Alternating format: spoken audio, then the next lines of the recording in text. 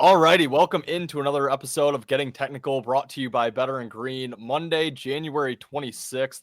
Wyatt, we're here to break down just two games on Monday. A lot of postponements over the weekend and today with the weather that's gone really across the entire United States here. But in that 10-game slate, we do got two ranked matchups here. We're going to be talking Louisville and Duke, a 7 o'clock Eastern start time in the ACC, a rematch from just a couple weeks ago. And then the night game, 9 p.m. Eastern, the number one overall ranked Arizona Wildcats and BYU 13th ranked. Two good matchups here, two games I'm excited to talk about, excited to hear what you're liking in these two games. But before we get into the games, it's been just a minute since we've talked college basketball on here. And we haven't really talked outside the show either. How have you been doing in college basketball? I know last time we talked, you hadn't really dove head first into it, but January, kind of a time where you and I like to really pick up our volume in college hoops. So how's it been going for you?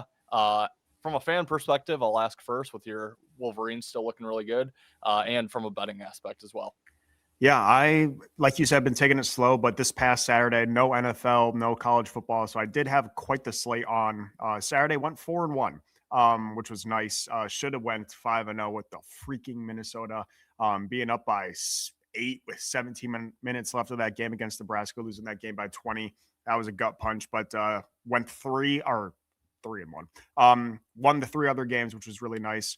So hopefully going to continue that momentum moving forward. These two games tonight, I have what I think are the sharp plays. I'm not in love with them. And then in regards to the Wolverines, I mean, they're still for me impossible to bet. I did get involved in their spread this weekend, which did not hit, was close, but did not hit. And it's just tough when they're a double-digit favorite in pretty much every single game. But we'll see them tomorrow. Maybe I'll have an article up over on our site, bettergreen.com, between number 3 Michigan and number 7 Nebraska, undefeated Nebraska. Really excited for that game. And a big week for Michigan with Michigan State on deck on Friday. So hopefully the Wolverines can at least get one win this weekend. I would love for 2. That would be fantastic, but not a whole lot of confidence in them. And they're a tough team to bet, like I said, with those big spreads. But yeah, really excited to be diving back more into college basketball with other sports winding down. So excited to get going, and hopefully we can continue today with some winning bets. Yeah, like you mentioned, big week for Michigan with those two ranked matchups. It's going to be Michigan and Michigan State's first top 10 matchup in quite a few years. So really excited for that on Friday. I'm sure we'll have a video out for that game and some others. Might have a video out for tomorrow. There's some decent matchups there as well. But yeah, really looking forward to the week. I've kind of cooled off a little bit in college basketball. I went 0 for 5 last Tuesday, which really just sunk me. Did come back. I went 1-0 on Saturday with Texas.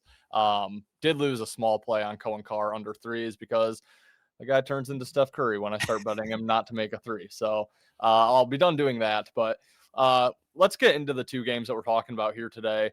I'm going to give you the first one here to talk about. I know you were on Louisville in game 1 here. They looked like they were kind of going to pull away, and then they lose that game quite handily in the second half. But we have the 23rd ranked Louisville Cardinals and the 5th ranked Duke Blue Devils. We are filming this right around where the rankings are updated. So by the time this tips off, these rankings are likely going to change.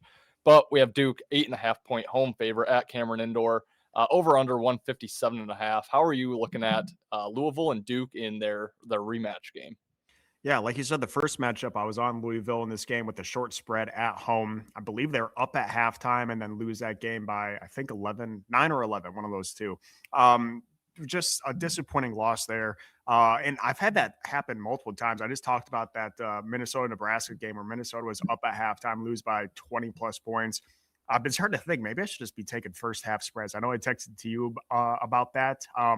I don't think I'm going to get involved in that philosophy today, but it might be something looking forward to if you do like an underdog on a fishy line. Maybe take them on the first half because it seems like they sometimes fall apart in the second. But yeah, this game's tricky here. I am seeing sharp money and respected bettors taking Louisville in this game, but the line movement is a little worrisome to me. This actually opened at a 4.5. I'm not quite sure when that line opened, but right at open, whenever that was, 4.5 point dog for Louisville at Duke has now gone up 4 points. Like I said, the sharp money and the big money coming in on Louisville, yet the line keeps moving in Duke's favor. So that is definitely worrisome to me, and it's making it really hard for me to bet. But just going to trust the respected bettors that I follow taking Louisville here. So I'll take a chance at this one. This is my least favorite out of the two games we're talking about tonight. But I'll take a chance at Louisville. The reverse line movement, or the line movement, is 100% worrisome to me. It's ultimately probably going to keep me off this bet, but I'll take a freaking shot in the dark. Louisville to cover the spread at Cameron Indoor tonight. Yeah, before I get into my breakdown, we literally just had the new rankings come out. So just want a quick touch on it. This will be 4th ranked Duke and 20th ranked Louisville tonight. Tomorrow's matchup for your Wolverines, 3rd ranked Michigan, 5th ranked Nebraska. So there's a top 5 matchup. And Friday night, 3rd ranked Michigan, 7th ranked Sparty. So yeah, Arizona stays up top, UConn 2nd. Yeah, Michigan, Duke, Nebraska round out the top 5. So going to be some great matchups this week. But I agree with you here. I do lean on the Louisville side here. I kind of agree the line move is just a little bit scary, and I don't really want to, run and fade Duke at home at Cameron Indoor here. But yeah, I do like Louisville. I like when the team is playing the second game of the season. Duke already went to Louisville and won. It was by 11 points there in that first game. So won by double digits. Now they get them at home and against a team where they feel, okay, we just beat them, by double digits at their court. We can kind of just coast through here. I wish Duke had a bigger game on deck or, maybe a bigger game before this. They really don't. They haven't played really a good team in the ACC since SMU back on the 10th. They don't have anyone after this until North Carolina, first week of February. So there's really no bad scheduling spot here for Duke. But the reason I'm going to lean Louisville, I just think this game, as far as getting a big win on their schedule, means more for Louisville here. On the season, they beat a Kentucky team who at the time was ranked in the top 10. Obviously now not in the rankings. They've kind of fallen off. They beat Indiana as a ranked team. Indiana has really fallen off. They won't be back in the rankings. And then other than that, they don't have a ranked win on their schedule. They lost to Arkansas. They lost to Tennessee. They lost to Duke, like we mentioned, lost to Virginia as well. So 2 and 4 against ranked opponents. And like I said, the 2 that were ranked when they beat them, no longer ranked. And I don't know if we see them ranked again this season. After this Duke game, the only 2 on their schedule remaining are going to be road games against North Carolina and Clemson. So they don't really have an easy, no ranked game is going to be easy, but, they don't have another home game against a ranked team. So I just feel like getting a big win here for Louisville means more. And then you look at the Duke side, they've beaten Kansas, Texas, who they weren't ranked at the time, but they're right around that top 25. They beat Arkansas, Florida, Michigan State, Louisville, SMU. They have plenty of ranked wins on their schedule. They still have North Carolina, Clemson, Michigan, Virginia, North Carolina again. They have plenty more opportunities to get these big wins. So I just think this one means more for Louisville. I do think being at Duke could play just a touch into their favor just because I think Duke might take it a little less seriously than what they would if they're on the road. So I'm going to slightly lean with Louisville plus 8.5, but same as you, this isn't my favorite of the 2 we're talking about. I do like the one that we're going to next a little bit more, but got to lean with the Cardinals here in this game. I like it. All right, last game up here. Got to catch my breath, so I'm just going to throw it back to you again. But 20-0, number 1 in the country, Arizona, heading to BYU to face the Wildcats. The rankings are staying the same from where they were last week. 1st ranked Arizona, 13th ranked BYU. BYU, a 1.5 point home underdog here, over under 165.5. How are you breaking down Arizona and BYU in the second game of the night? Yeah, this is a tricky matchup, but I do like this one a little bit more than that Louisville game. I'm going to side with BYU here as the home dog. I think they could potentially win this game outright. Obviously, BYU, 2 losses on the year against undefeated Arizona, but this BYU team is still very good. They have one of the most expensive rosters in the entire league. I like them at home, but like I said, I think I missed the movement here. It was at 3.5 last night. Like the sharps, the respected bettors are taking BYU, and this line has, in fact, unlike that Louisville game, moved in BYU's favor, down 2 points since open. So we are seeing reverse line movement here, which is definitely intriguing to me. But like I said, I might have missed my number at that 3.5. But I'll take BYU on the show. I am looking to have some other prop bets in this game. I have a hard time seeing this game not being a nail biter. So potentially an overtime bet, potentially an over bet. two very high scoring teams. If the game does go into overtime, that's probably going to be hitting me over. And then I might be looking into FanDuel offers some really good odds. Again, it's a stupid bet, but I always fall for it, especially if my read on this game being a nail biter, back and forth, close game. You can get some good props or good odds on the game props of winning margin.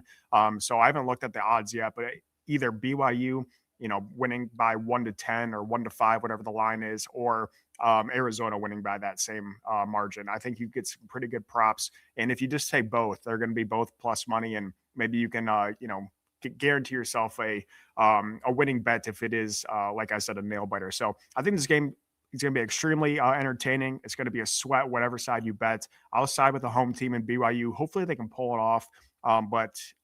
Yeah, like I said, I'm probably going to be sprinkling the board, peppering the board on a couple different game props, hoping that this game is back and forth until the end. Yeah, I like it. And we're going to agree on the side here once again. I like BYU plus the 1.5 here. Again, I'm a little hesitant to play this just because Arizona's tough to jump in front of. Obviously, undefeated on the year, number one in the country for a good reason. And they easily could go win this game by 20 points, and it's probably not going to shock anybody. But I do kind of like the spot for BYU. Not that it's a bad spot for Arizona. They're going to take this team seriously. It is a ranked opponent. One of only a few ranked opponents that Arizona has seen on the year. But the Big 12 is good this year. They have a lot of teams up there. Just remaining on Arizona's schedule, they have BYU twice. They have Kansas, who's in the rankings, Texas Tech, Houston, Kansas again, Iowa State. So, a lot of good games left on their schedule. Obviously, they're not, needing a win by any means. They're, very safe to make the tournament at this point, get a very high seed in the tournament. But BYU, the reason I like them here is, this team got a lot of hype in the offseason coming in, hit a couple of transfers, had a really nice bunch of freshmen that came in for this team. And, they're living up to that expectation and the hype. But this is really their first chance to make some noise. Their ranked games that they've played so far, they're just 1-2. They lost to UConn. They lost to Texas Tech. Their only win was Wisconsin, who is no longer in the rankings. And that was very early in the season. Wisconsin, kind of having a down year. They did have that big upset against your boys, but yeah, I just think this is their kind of a statement game for them. This will really put them on the map and live up to the hype and the expectation coming into the season. It's at home for BYU, who before joining the Big 12, I think just 2 or 3 years ago, how often did this team get to host not even just a ranked opponent, but the number one team in the country? A very rare opportunity for BYU. It'll become more of a common thing now that they do play in a Power 4 conference. But, I just think this is a unique opportunity for BYU with having a good team this year. Crowd's going to be insane. I think BYU just really wants this one more. They do have Kansas followed by Oklahoma State, both on the road, and then Houston at home after this. So 3 of their next 4 games are ranked. Their one unranked is on the road. I think there's a bit of urgency for BYU just to get that statement win here. And obviously give Arizona their first loss. We're not going to see Arizona go undefeated. They are going to lose at some point. This feels like a spot they could do it. So I agree with you. I like BYU here. I think they probably find a way late to win this game outright. I love it. All right. Well, that's going to wrap it for just our 2 little game segment here on Monday. Really only other game to note is a Big Ten matchup, Penn State and Ohio State, but not really that good of a game. So Wyatt, before we get out of here, any final thoughts to wrap up? Yeah, it is getting to that time of the college basketball season where I know you're really looking at team spots and who they have on deck. And I think that is a major factor to play in part when deciding bets. I maybe just a recency bias, but I did hit a beautiful bet taking San Francisco against Gonzaga. They were a 16, 17-point dog in that game, lose that game by 2, but Gonzaga had St. Mary's on deck, which is, if you don't know anything about the West Coast Conference, it's Gonzaga and St. Mary's. So a huge look ahead spot for Gonzaga against a kind of a down year San Francisco. San Francisco battled in that game, losing that game by 2 points. So big time in college basketball to be looking at spots with big teams on deck against not so great opponents. Sometimes the teams are just looking forward to that. So definitely keep that in mind. I know you're a big spot player moving forward. Nothing really tonight. In the spot play, but just keep that in the back of your head when placing bets. I think it's a pretty good strategy in late January and February. Yeah, I'm really jealous of you. I leaned San Francisco, did not end up getting there. And obviously, like you said, that was as easy as it gets. So, but yeah, beautiful spot play. Obviously, St. Mary's not in the rankings, but it is the team that Gonzaga has the biggest rivalry with at this point in their where their program is at. So yeah, really like that. But guys, that's going to wrap it for today's episode. I do want to just leave the viewers with kind of a question here and drop your answer in the comments. But why I know we've talked about this off air. This season just feels so weird to me in college basketball, where it feels like we basically have Tuesday and Saturday as really, really good days. Other than that, it feels very just like a lot of mid-major games, you know, and I don't know, is that because the Big 12 has a lot of teams ranked, the SEC has a lot of teams ranked, the ACC is, you know, has more teams ranked than what they've had in the last few years? Is it because the Power Four conferences have more teams ranked, leaving the mid-majors with less? I don't really know, but I don't know if maybe it's just us that feels that way. I want to know if the viewers think that as well. So let me know in the comments, is there a reason for this? Why it feels like Wednesday, Thursday, Friday is just nothing of college basketball, Monday usually as well. So let us know in the comments, guys. While you're at it, hit that like button for us. And then also, if you've not subscribed to our channel, consider doing so. We're going to have a lot of content coming out between now and the Super Bowl, for the Super Bowl. And then we always cover college basketball, NBA, NHL, MMA, UFC is back. We're probably going to start getting into the PGA a little bit as well. So a lot going on here at Better and Green. Hit that subscribe button, hit the like button. Again, let me know in the comments what you guys think about this season of college basketball. Until next time, we'll see you for another episode of Getting Technical, brought to you by Better and Green. One tournament start for Scotty, one win. Love to see it. Love to see it. I would love to get in some golf. Did you? It. Yep. Plus 300 or something? Yeah, I took it plus 130 on Sunday morning. Okay. I would love to get in some golf content. Also, let us know in the comments if that's something you're interested in, because I think it would be a really good avenue, especially in the summer with the down in sports. But yeah, appreciate you guys, and we'll see you in our next video.